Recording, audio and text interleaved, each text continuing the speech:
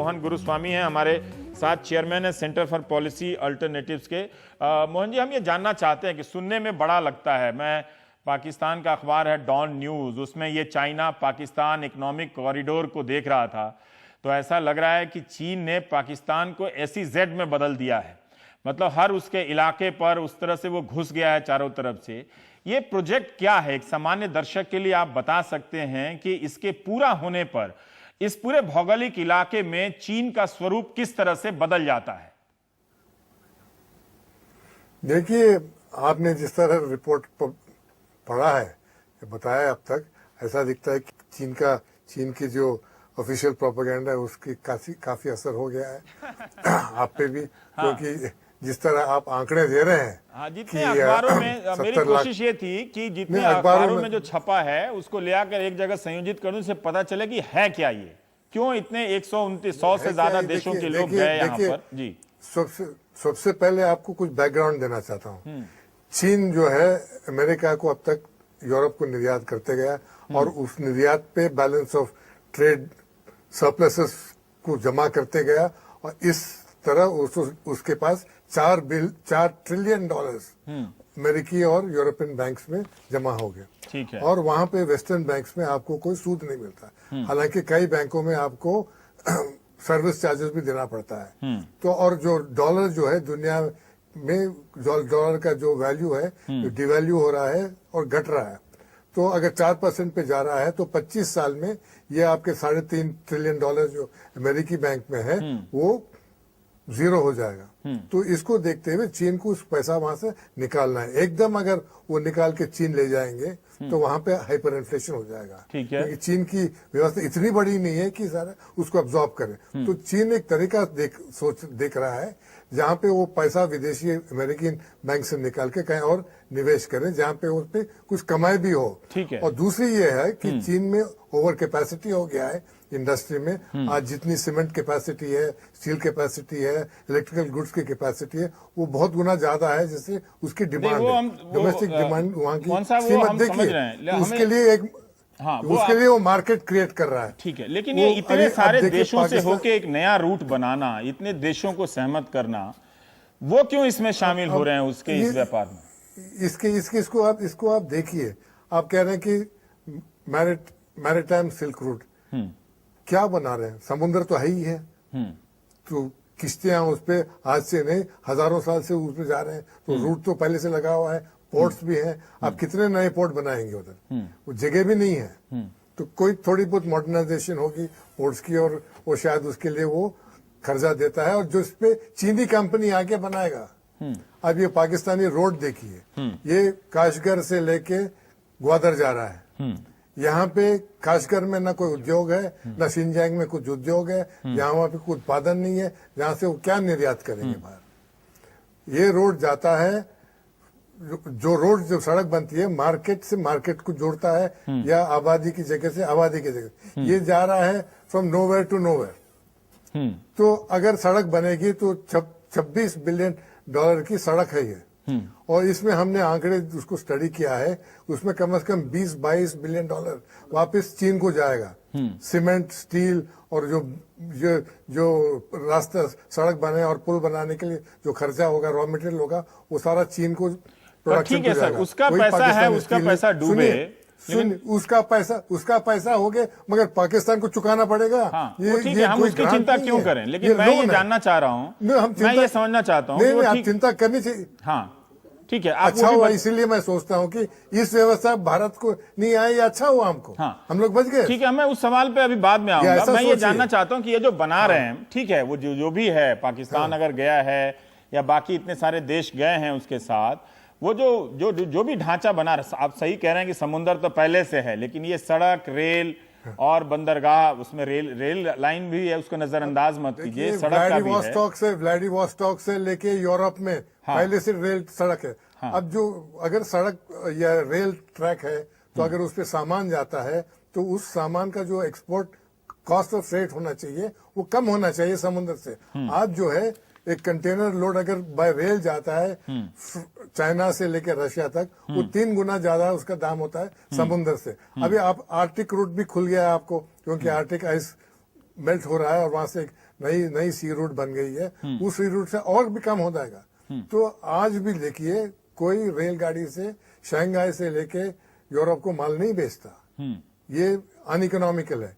अगर शंघाई से यूरोप को माल भी जाना तो समुद्र में कंटेनर से भी जाइए, वो सस्ता पड़ता है आपको। भाई ऐसे जो सवाल आदमी कोई ऐसे सवाल exporter- पूछें हम आपकी तरह ये जी, एक सवाल बदल के पूछता हूं कि आप कह रहे हैं कि हाँ, पहले पूछिए। से इसी काम के लिए रास्ते मौजूद हैं, सड़क मार्ग में भी, रेल हाँ, लाइन भी पहले से बिल्कुल है, है। और ये एक पहले तरह से से है। खामख्याली है कि आप पैसा है तो चूंकि आप निवेश करो, वहां के आबो हवा को बर्बाद करो और एक और सड़क बनाओ जिसकी जरूरत नहीं है, आप ये कह रहे हैं? नहीं, जिसको फायदा चीन से होता है, खर्चा किसी और को देना चुकाना पड़ता है। आज हम्बन टोटा पे इतना बड़ा पोर्ट उसने बना दिया है, वहां पे अनाज को सुखाया जा रहा है पोर्ट के हैंगर्स में, और खर्चा जो है उसको श्रीलंका को देना पड़ रहा है। और श्रीलंका जिसके पास पैसा नहीं है देने के लिए, और वहां पे कुछ उत्पादन नहीं है, वहां पे कुछ कमाई नहीं है, तो चीन को और कम से कम 2000 एकड़ जमीन कोलंबो के सामने देना पड़ रहा है। अगर आप बोरो करते हैं इंटरनेशनल मार्केट में, जब तो आपको यही तो पाकिस्तान कहां से चुकाएगा पैसा? ठीक है, हम छोड़ देते हैं, लेकिन अगर ये इंफ्रास्ट्रक्चर बन जाता है पाकिस्तान वाले हिस्से में ही, उससे फिर हमारी भौगोलिक कूटनीति की स्थिति कैसे बदलती है और कैसे प्रभावित होती है? परसों मैंने एक फिल्म देखा, वीडियो देखा, एक पाकिस्तानी जनरल कह रहा है, ट्रक तो जाएंगे चीन के, चीनी ट्रक जाएंगे उस रोड सड़क पे, हम लोग टायर की पंक्चर को रिपेयर करेंगे। अब ऐसी अगर व्यवस्था आप चाहते हैं तो ठीक है, मगर इससे पाकिस्तान को आर्थिक इसके फायदा क्या होगा मुझे समझ में नहीं आ रहा, और उसको पैसा देना पड़ेगा चीन नहीं को सोचते हैं कई उसके बारे सालों में। तक। वो अगर ढांचा बन जाता, हम बीआर दीपक है उनसे ही बात करें, वो अगर ढांचा बन जाता उससे हम पे क्या असर पड़ेगा, हम ये सोचना चाहते हैं, हम उसकी क्यों सोचें? हम पे देखिए, अगर देखिए पिछले 70 साल से गिलगित बाल्टिस्तान वो इलाका पाकिस्तान के हाथ में, हमने उसको कंटेस्ट भी नहीं किया। हम कहते रहते हैं, हर साल कहते रहते कि ये हमारा हिस्सा है, हम चाहते हैं। अब चीन सड़क बना दिया है, हमारे भी कई भागों पे चीन का दावा है कि उसका टेरिटरी, हम भी वहां दाम बना लेते हैं, हम भी वहां सड़क बना लेते हैं। ये कुछ अगर सड़क जा रहा है और सिक्योरिटी वाइज हमारी कुछ ज्यादा फर्क नहीं पड़ेगा उस सड़क पे, क्योंकि अगर उस सड़क पे आ गया है तो ज्यादा उनकी रिस्क उनको उठाना पड़ेगा। एक जो बीजिंग से पहाड़ों ही पे है जा रहा हमारे है साथ सड़क, प्रोफेसर बीआर दीपक हैं, चाइनीज स्टडीज जेएनयू के। जो दीपक साहब हमारे हैं, पुराने दोस्त हैं। आपके दोस्त हैं दीपक साहब, आप अगर लाइन पर हैं, दीपक। अभी आपके पुराने दोस्त मोहन गुरुस्वामी कह रहे हैं कि चीन के पास अमेरिकी बैंकों में जो पैसा है उसमें ब्याज व्याज मिलना नहीं है, तो वो पैसा निकाल के वो वैसे ही शून्य की तरफ जाएगा, तो निकालेगा, और अपने देश में खपाने के लिए जगह नहीं है तो इन सब जगहों में जहां जरूरत नहीं है वो प्रोजेक्ट बना रहा है, और जो भी इसमें साझेदार बनेगा उसको वो कर्जे से लाद देगा। तीसरी बात वो कहते हैं कि इस प्रोजेक्ट की कोई जरूरत नहीं है, क्योंकि पहले से रेल लाइन है, पहले से सड़कें हैं, और समंदर तो हजारों साल से है ही। हेलो जी, मैं आपकी प्रतिक्रिया जानना चाहता हूं।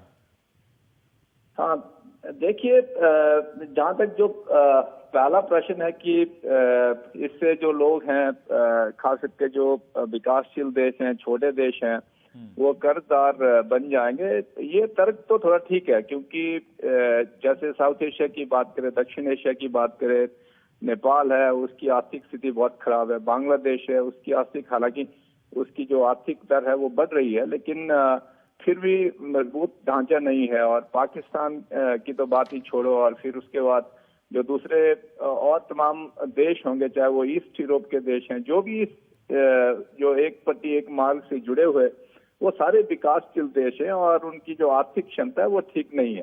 तो ये जो प्रलोभन है चीन का कि ठीक है हम आप के उसमें देश में ये इंफ्रास्ट्रक्चर बनाएंगे, आपकी आर्थिक स्थिति ठीक करेंगे, ये ठीक है, लेकिन जब तक जो सोवरेन जो बॉन्ड है, जो देश उन चीन के साथ साइन नहीं करेंगे, जैसे भारत, यही एक बड़ी अड़चन भारत के साथ भी है। हालांकि जो हमारा जो प्रभु सत्ता का जो क्वेश्चन है, सॉवरेनिटी का क्वेश्चन है, वो भी दूसरा एक अहम मुद्दा है।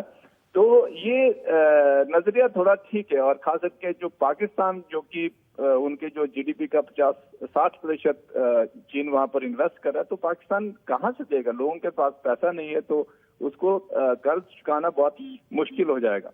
और मुझे लगता है कि जो दूसरी बात है, चीन ये समझता है कि बहुत बहुत मुश्किल होगा ये पैसा वापस लेना, लेकिन जहां तक जो चीन पाकिस्तान आर्थिक गलियारा है उसकी बात है, तो चीन के दो उसमें इरादे हैं। एक तो क्योंकि चीन जो इस्लामिक देश है उनको अच्छी तरह से समझता नहीं है, और खास करके अपने जो शिनचांग है उनका एक सूबा है पाकिस्तान से हमारे भारत से भी लगता है, तो उसमें खास करके जो प्रॉब्लम्स है, तो वो उसको पीछे करने के लिए पाकिस्तान को मोहरा बना करके जो मिडिल ईस्ट है और खास करके जो सेंट्रल एशिया है वहां पर भी मुस्लिम आबादी के लोग हैं, तो पाकिस्तान को मोहरा बना करके पाकिस्तान एक उसमें कड़ी है। साहब, और क्या हम ये समझें कि इस प्रोजेक्ट के जरिए जो CPEC है, चाइना पाकिस्तान इकोनॉमिक कॉरिडोर, एक तरह से चीन पाकिस्तान को अपना उपनिवेश बना रहा है?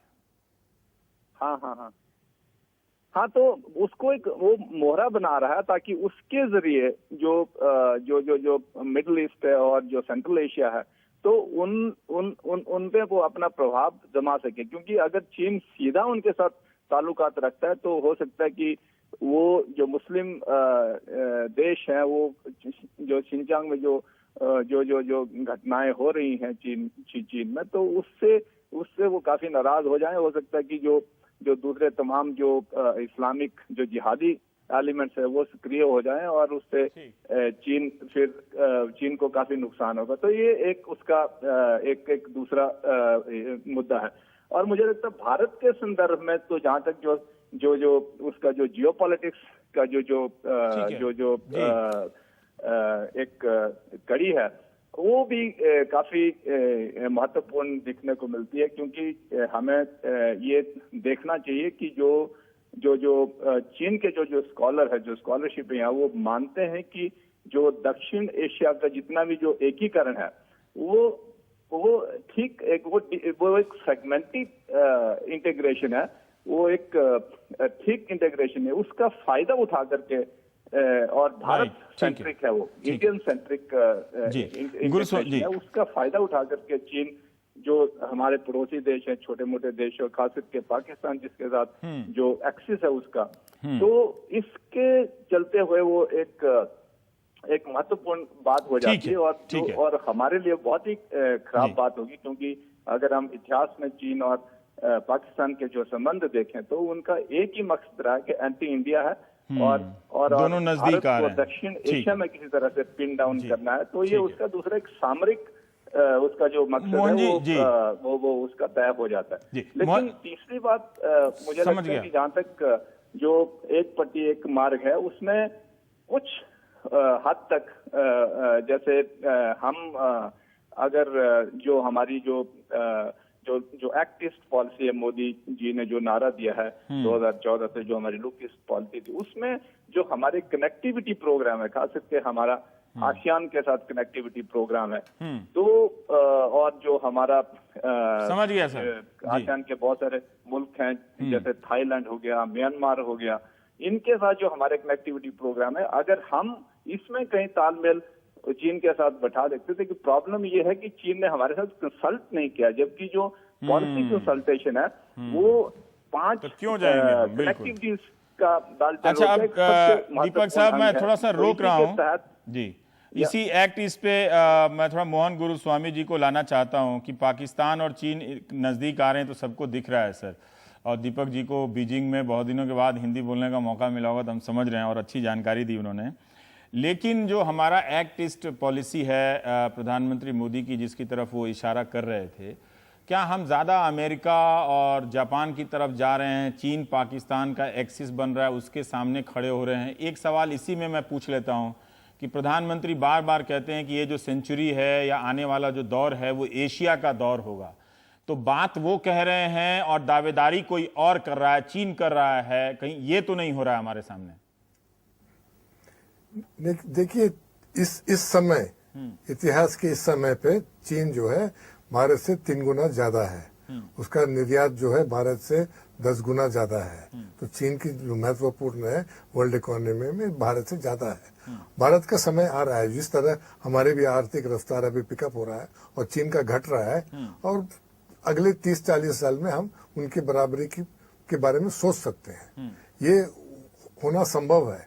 मगर इस एशिया में दो बड़े, एशिया की जीडीपी जो है ग्लोबल जीडीपी की 60% हो जाएगा, फीसदी हो जाएगा अगले 30-40 साल में। इस बड़े जीडीपी ढांचे में चीन और भारत सबसे बड़े इकोनॉमीज रहेंगे। भारत 2050 तक भारत का जो जीडीपी है जापान से 2 गुना 3 गुना ज्यादा होगा, और चीन और भारत के बीच में फासला जो है वो कम होते जाएगा।